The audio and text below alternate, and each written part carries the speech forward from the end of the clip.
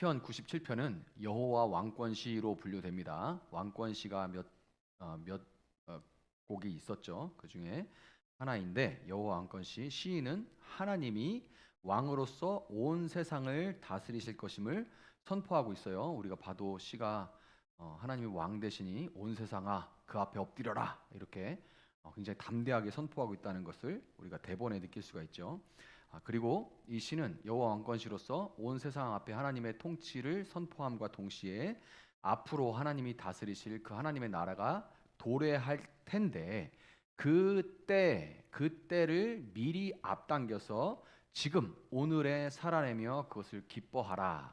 그날이 반드시 올 것을 믿고 그 나라가 이미 온 것처럼 그 나라의 기쁨을 앞당겨서 오늘의 그 기쁨을 누리며 살아가라라고 시인이 권면을 합니다. 자, 1절부터 6절 한번 볼게요. 1절부터 6절을 보면 1절부터 6절, 7절, 9절, 그다음에 10절, 12절 이렇게 세 부분으로 나눠지는데 1절부터 6절에는 하나님의 왕권을 선포하고 그 하나님, 왕이신 하나님, 하늘의 왕이 현현 그 역사 가운데 그 하나님의 모습을 하나님이 살아계심을 드러낸다. 그걸 이제 신현이라고 하는데 신현하는 모습을 이제 시인이 노래하고 있습니다. 1절에 보면 주님께서 다스리시니 온 땅아 뛸 듯이 기뻐하여라 많은 섬들아 즐거워하여라 이렇게 돼 있죠. 이 시의 중심 주제가 여기 1절에 담겨 있어요. 주님께서 다스리시니 여기 주님이 이제 왕입니다. 여호와 하나님 야훼라고 돼 있어요. 야훼 다스리시니 말라크라고 돼 있는데 이게 야훼 말라크 이게 이제 이 시의 주제죠. 하나님이 온 땅의 왕권을 가지고 다스리신다. 그래서 온 땅아 뛸 듯이 기뻐하여라 많은 섬들아. 온 땅은 어디겠어요? 이스라엘입니다. 그리고 많은 섬들은 그 이스라엘을 중심으로 볼 때는 그냥 주변의 다른 모든 나라들은 다 이방 나라들은 많은 섬들입니다. 그러니까 이 온 땅과 이스라엘과 많은 섬들 이방 나라들이 이제 여호와 하나님께서 그 땅 그 모든 것들을 다스리실 것이니까 기뻐하라라고 선포하고 있어요. 온 세상에 하나님의 그 다스리시는 하나님의 나라가 이루어질 것을 선포하고 있는 겁니다. 자, 2절에 보면 구름과 흑암이 그를 둘러쌌다. 정의와 공평이 그 왕좌의 기초다. 이렇게 돼 있죠. 구름과 흑암. 자, 구름과 흑암이 똑같은 단어가 어디에 쓰이냐면 여호와 하나님이 시내산에 임재하실 때, 강림하실 때 구름과 흑암이라는 단어가 등장합니다. 그러니까 그때 정말 막 구름이 물론 그 당시에는 구름이 막 덮고 막 번개가 치고 하는 어떤 자연 현상들이 일어났겠죠. 그러니까 창조주가 창조된 세계에 임재할 때 그 모든 피조물들이 반응하는 것이 그렇게 그 앞에 두려워하는 것이 그런 어떤 구름과 흑암의 모습으로 나타나요. 그래서 구약부터 항상 요한계시록까지 하나님의 임재는 구름과 흑암, 번개, 지진 이런 모습으로 나옵니다. 왜냐하면 이거는 그 자연현상 자체뿐만 아니라 그 당시에 사람들이 가장 두려워하는 거. 지금도 그렇죠. 지금 지진 나는데 과학이 발전했다고 뭐 지진 나도 괜찮아. 뭐 지금은 과학이 발전해서 일어나요? 아니죠. 2000년, 3000년 후인 지금도 지진 나면 사람들은 여전히 두려워 떨 수밖에 없습니다. 그러니까 이 하나님의 임재를 상징적으로 보여주는 그런 것들이에요. 그래서 이런 구름과 흑암이라는 단어가 나올 때 우리는 하나님의 초월성과 그분에 대해 그분이 우리가 인간으로서는 피조물로서는 접근이 불가능하다는 그 접근 불가능성을 말해주고 있는 겁니다. 사람으로서는 도무지 그분에 가까이 나아갈 수 없는 그런 분이시죠. 우리는 범접할 수 없는 이 하나님은 정의와 공평이 그분의 보좌의 기초라고 되어 있습니다. 정의와 공평이 그분의 보좌의 기초래요. 그러니까 정의 자주 나오죠. 시편에 자주 나옵니다. ጼ데크라고 그러고 공평이 미시파트라고 하는데 이 정의와 공평이 하나님의 보좌의 기초로서 하나님이 이 세상을 다스리는 통치 원리라는 겁니다. 그러니까 이제 우리가 너희들은 이렇게 보아스와 야긴 같이 우리 교회의 기둥이야라는 말하고 이건 교회뿐만이 아니죠. 예전에도 뭐 이제 큰아들 뭐 한 10년, 20년, 30년 전만 해도 큰아들 갖다가 장남이 우리 집안에 대들보요 뭐 이런 얘기들을 했습니다. 그런 얘기들을 했단 말이에요. 기둥이야, 대들보야, 막 이런 얘기들을 했죠. 그래서 이 딱 하나님 나라의 통치 개념이 빡 하나 기둥으로 박혀 있는 것이 정의, 딸 하나는 또 공평입니다. 그래서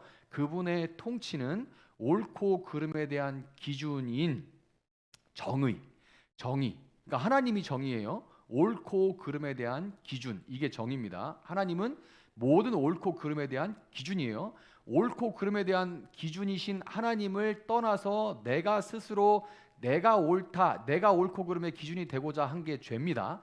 죄가 뭐냐면 간단하게 말하면 하나님이 옳고 그름의 기준인데 그게 아니라 내가 선악을 알게 하는 나무의 열매, 곧 옳고 그름의 기준이 내가 먹고 내가 되고 싶다. 그 얘기가 바로 기준, 그 죄의 근원이에요.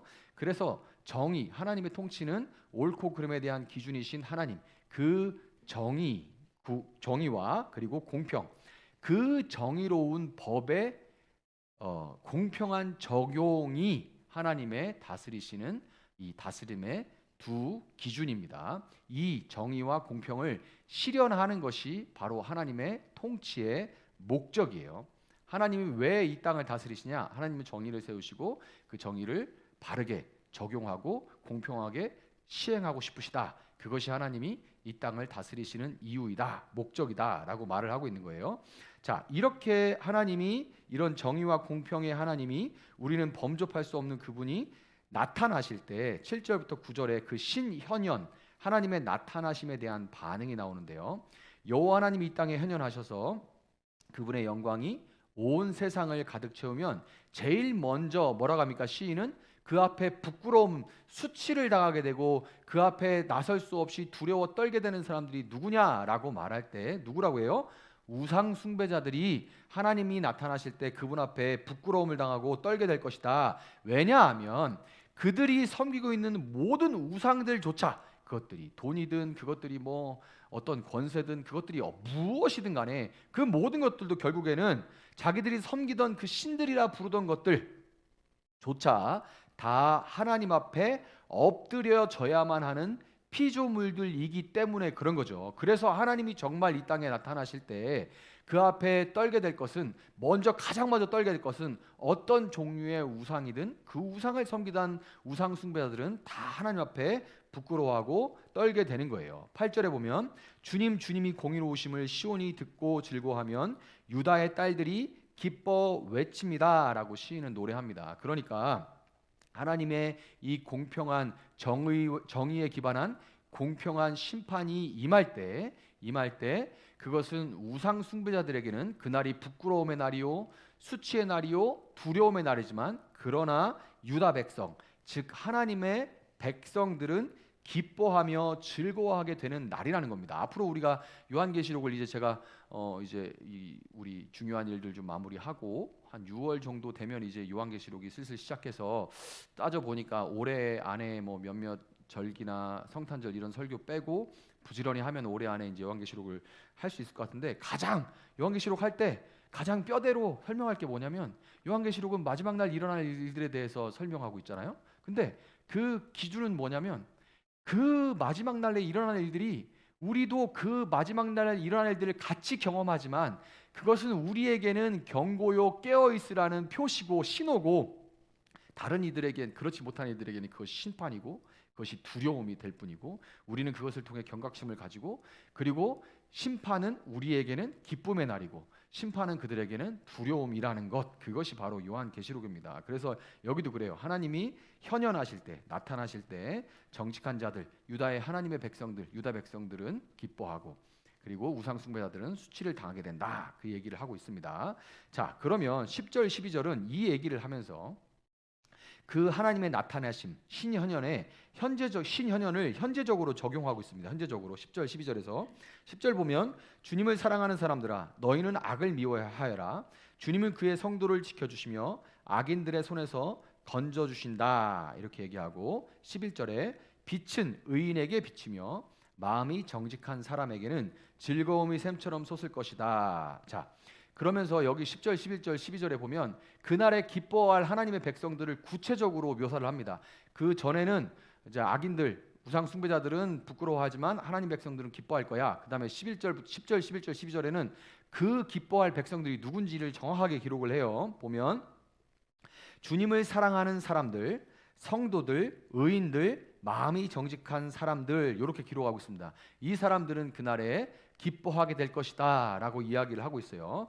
하나님을 사랑하는 사람들, 사랑하다 라는 아하브라는 것은 이제 사랑하면 아가페만 알고 있는데 그게 아니고 이제 그거는 헬라어고 히브리어에는 아하브라고 하는데, 이 아하브는 특정한 대상, 특별히 신이죠, 하나님, 특정한 대상에 대한 깊은 애정을 바탕으로 충성스러운 맹세를 하는 행위를 사랑하다라고 얘기합니다. 그러니까 성경이 말하는 사랑은 그냥 사랑해 이게 아니라 딱 너만 사랑해, 그래서 난 너한테 충성해 라고 얘기하는 이것이 사랑입니다. 그러니까 사랑한다 그러면 특정한 대상에게 배타적으로, 그리고 깊은 애정을 가지고 배타적인 충성을 맹세하고 행하는 그런 행위들을 사랑이라고 성경에서는 말을 하는 거예요. 그렇기 때문에 하나님을 사랑하는 자들, 그래서 그날에 기뻐하게 될 자들은 종말에 완성될, 마지막 날에 완성될 신현현을 오늘의 삶으로 앞당겨 살면서 그것을 적용해야 돼요. 그 적용한다는 게 뭐냐면 하나님의 계명을 오늘 지키는 거예요. 그날이 정말 있을 거고 그날 우리는 기뻐할 거야. 그래서 우리는 그날까지 하나님만 사랑하고 배타적으로 그분만 섬기면서 그분에게만 충성하면서 오늘을 살아가야 돼. 그날을 땡겨서 오늘 살아가야 되는 거야. 그래서 그거 어떻게 해야 돼? 그럼 오늘 나는 하나님의 계명을 지키는 것이고, 계명을 지킨다는 것은 동시에 마치 동전양면처럼 한쪽은 하나님의 계명을 사랑해, 그것이 하나님을 배타적으로 사랑하는 그 사랑의 행위야. 또 반대로는 뭐냐면 악이 뭐냐면 부정의. 그러니까 하나님은 정의시잖아요. 그런데 부정이죠. 불의와 불공평을 원수처럼 여기고 미워해야 된다는 겁니다. 이것이 하나님 백성이 해야, 그 미래에 있을 하나님의 현현의 그 마지막 날을 땡겨서 오늘 내가 그 기쁨으로 살아갈, 그 기쁨을 경험하게 될 그 사람이 살아갈 방식이라는 거예요. 하나님을 사랑하는 자들, 하나님 계명을 지키고 동시에 불의와 불공평에 분노하고 그것을 미워해야 된다는 거예요. 그렇게 살 때 하나님의 빛이, 아까 뭐예요? 빛인 의인에게 비치며 마음이 정직한 사람에게는 즐거움이 샘처럼 솟을 것이다 라고 얘기를 합니다. 그럴 때 하나님의 빛, 이 오르, 빛이 있으라 하는 그 빛이 의인들에게 비춰진다는 거예요. 이렇게 살 때 빛이 비춰진다는 거예요. 그렇게 살아야 빛이 비춰질 수도 있고, 또 빛이 비춰져야 그렇게 살기도 합니다. 그것이 의인들의 살아가는 방식, 하나님을 사랑하는 사람들의 살아가는 방식이에요. 이 빛이라는 것은 구원으로 표현되는 하나님의 은혜를 말하는 거예요. 그러니까 아까 말씀드렸죠, 은혜가 임해야 그렇게 살기도 하고 그렇게 살아야 은혜가 임하기도 하는 거예요. 그분의 은혜로 종말론적인 기쁨을 앞당겨서 오늘 살아갈 수 있게 된다는 겁니다. 오늘 살아갈 수 있게 된다. 그러니 이 하나님의 계명을 지키고 그리고 악을 미워할 때 동전양면처럼 이렇게 살아갈 때 하나님의 빛이 비추어서 이렇게 살아갈 수, 기쁨을, 그날의 기쁨을 오늘 땡겨서 오늘 내가 기쁨으로 살아갈 수 있다는 겁니다. 자, 이렇게 이제 시인이 노래를 하고 있는데, 현실은 세상 돌아가는 것을 보면 하나님이 왕이시라는 말이 참 무색할 정도로 혼란스러운 그런 세상이죠. 하나님이 왕이시라는 것, 도대체 어디서 하나님이 왕이시라는지를 잘 모르겠어요. 어디서 하나님이 왕인가? 지금 이제 뉴스만 딱 틀면 정말 하나님이 왕인가? 하나님이 왕인데 어떻게 이런 일들이 일어나? 그리고 세상에서 전쟁이 또 지금 이제 인도가 파키스탄을 또 침범했어요.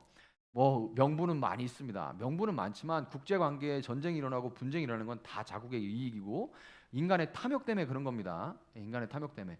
다 나쁘다고 말하기도 참 뭐해요. 그게 중간에 들어가서 인도 나쁜 놈, 옛날에 우리 어렸을 때 만화 영화 보듯이 딱 정해져 있잖아요. 착한 놈, 나쁜 놈. 그냥 착한 놈, 나쁜 놈. 너무 명백해요. 그죠? 그런데 어른이 된다는 건 뭐냐면 보면 착한 놈도 마냥 착하지만은 않고 나쁜 놈도 마냥 나쁘지만은 않아요. 그래서 꽃다발도 사연이 있고 이렇단 말이죠. 그래서 이게 참 애매해요. 참 혼란스럽습니다. 정말 과연 어떤 의미에서 하나님이 왕이신지에 대해서 참 혼란스러운 그런 현실입니다. 그분의 통치는 우리가 어떻게 알아볼 수 있는지 의문스러울 때가 참 많아요. 의롭고 선하게 살려고 안간힘을 쓰는 사람들은 고난을 오히려 막 주워 담아가지고 고난을 겪는 경우가 참 많고 사서 고생하는 경우가 참 많고, 반대로 탐욕스럽게 오직 자기 유익만을 위해서 재산과 권력을 모으려고 온갖 불법을 저지르는 그런 사람들은 의기양양하게 자신의 어떤 그런 악행들로 맺은 네트워크들, 사실 자기들은 악행이라고 생각도 안 하죠. 그런 불의를 통해서 맺은 네트워크와 또 쌓은 재산과 이런 것들로 아주 떵떵거리며 잘 삽니다. 그러니 도대체 하나님은 어디서 왕이신가라는 그런 의문이 들 수밖에 없어요. 자, 인간의 최고의 권세는 여러분 뭐라고 생각하십니까? 과거에는 황제나 왕이었죠. 지금 인간의 최고 권세는 뭐라고 생각하세요? 인간의 최고 권세? 지금은 뭐 대통령이나 총리라고 생각하실 수 있지만, 사실 인간이 가질 수 있는 최고 권세는 재판관입니다. 그러니까 지금 판사나 대법관, 뭐 헌법재판관, 이런 이제 재판관들이에요. 대통령은 임기를 가진 어떤 행정 권력일 뿐이지, 재판관은 인간이, 그것은 대통령은 권력을 부여받아서 행정을 실행하는 사람들이에요. 여기 물론 이제 거기서 돈이 움직이고 사람이 움직이니까 엄청나게 힘이 있어 보이지만, 그러나 그 대통령이라는 권한은 사람이 사람한테 너는 죄인이다라고 말할 수 없어요. 그건 아니거든요. 그런 권한을 가진 건 아니에요. 인간이 인간을 죄인이라고 선언할 수 있는 자리이자 더 나아가서 죽일 수 있는 자리예요. 그래서 인간이 가질 수 있는 최고의 권한은 재판장의 자리입니다. 어떻게 감히 인간이 인간한테 죄인이라고 얘기하고 너는 죽여야 된다고 딱 선고를 하면 그게 시행될 수 있는 권한을 가진, 그것은 인간이 인간한테 사실 부여할 수 있는 건 아니죠. 그래서 이것은 신이 인간에게 부여한 거고, 과거로부터 지금까지 신이 인간에게 부여한 거예요. 그래서 이 나라의 권한도, 이렇게 조직도 잘 들여다보면 옛날부터도 왕들도 왜 자기들이 그렇게 신의 아들이라고 하고 뭐 신으로부터 부여받았고 이런 얘기들을 하냐면, 잘 따지고 보면 네가 뭔데 네가 나보다 위에 있어라고 따지고 들면 따질 수가 없거든요. 그래서 재판장, 왕의 권위, 이거 다 하나님 신으로부터 왔다고 얘기할 수밖에 없는 거예요. 그 중에서 최고의 권세 뭐라고요? 재판장의 자리입니다. 신의 역할을 대행하는 겁니다. 너는 죄인이다, 그러니 죽어라 라고 얘기하는 건 신만 할 수 있는 겁니다. 신만. 아무리 인간이 죄인이라 할지라도 또 그 죄의 경중을 따지는 거, 뭐 이런 것들은 문화와 그 시대와 이런 거에 따라 다 다를 수밖에, 인간은 다 한계를 가지고 있어요. 제한된 존재죠. 그래서 그런 거에 묶이지 않는 신만이 그것을 행할 수 있는데, 그것을 대행해서 하는 것이 바로 재판관이죠. 재판장은 그래서 그런 권한을 가진 동시에 보이지 않는 신의 어떤 성품을 동시에 보여줘야 하는 그런 자리입니다. 그렇기 때문에 신이 아닌 인간으로서 신을 보여주는 역할을 감당해야 되니 사실상 엄청나게 무거운 자리죠. 정말 무거운 자리예요. 그래서 성경도 이 재판관의 의로움을 강조하고 또 강조합니다. 마지막 날 있을 심판의 그 모습을 미리 앞당겨서 보여주는 자리가 재판장의 자리이기 때문에 성경에서는 재판관의 의로움을 강조하고 또 강조해요. 여러분 찾아보면 정말 자주 찾을 수가 있습니다. 그러니 사실은 한 나라의 정신, 그 나라가 얼마나 부패했는지는 사법부의 상태를 보면 알 수 있습니다. 사법부의 상태를 보면 그 나라가 정신적으로 얼마나 건강한 나라인지를 뭘 보면 알 수 있느냐면, 많은 뭐 지표들이 있겠지만 사법부가 얼마나 공정하게 재판을 처리하고 얼마나 돈이나 힘이나 관계나 이런 거에 영향받지 않고 정확하게 그 사건만 놓고 똑같은 무게로 가난한 자와 부자를 똑같이 놓고 그 사건을 중심으로 해서만 정확하게 판단을 내리느냐, 이런 걸로 그 나라의 어떤 정신적인 건강을 볼 수가 있는 거예요. 지금 그렇게 따지면 한국은 정말로 지금 도덕이나 모든 정신적인 부분이 철저하게 무너지고, 마치 이게 막 돼지가 먹는 구유통을 한번 휘 저으면 온갖 더러운 꾸정물들이 막 올라오는 것 같은 그런 상태라는 것을 우리가 볼 수가 있습니다. 이런 상황에서 과연 정말 하나님이 왕이신가? 하나님이 왕이시라는 걸 어떻게 찾을 수 있는가라는 그런 현실입니다. 그런 현실에 이때 우리는 질문 자체를 처음부터 다시 해야 돼요. 질문 자체를 처음부터 다시 해봐야 돼요. 하나님이 그러면 과연 우리가 요구하는 대로, 내가 필요한 대로 지금 내가 원하는 그 선에서 내가 판단할 수 있는 그 범위 안에서 당장의 경찰처럼 내가 원하는 권선징악을 그때그때 실행하고 눈에 보이게 상황을 역전시켜 줘야만 하는 그런 분인가라는 그런 질문을 해야 돼요. 내가 원하는 게 진짜 원하는 게 뭐지? 나는 정말 그 역사의 주인이신 왕이신 하나님을 믿는 건가? 아니면 내가 지금 막 뭘 바꾸고 당장 내가 원하는 대로 바꿔주는 어떤 내가 요구하는 것들을 원하는 대로 스위치 키면 옮겨주는 그런 신을 바라고 있는 것인가? 라고 질문을 해볼 수 있어야 되는 거죠. 내가 원하는 대로 내 한계에 갇힌 내가 원하는 대로 당장 장경에 뭐가 이렇게 바꿔지지 않는다고 해도 사실 우리가 판단 내리는 거는 제가 10년 전에 지지하고 좋아했던 사람 5년, 3년만 지나면 그 사람에게 실망하고 와 그런 인간이었어 이런 게 한두 번이 아닙니다. 그때는 그거 안 되면 나라가 망할 줄 알았다 생각했던 것도 당장 몇 년 지나면 와 그거 그때 됐으면 어떡할 뻔했어 이런 게 한두 개가 아니에요. 살아보면 알잖아요.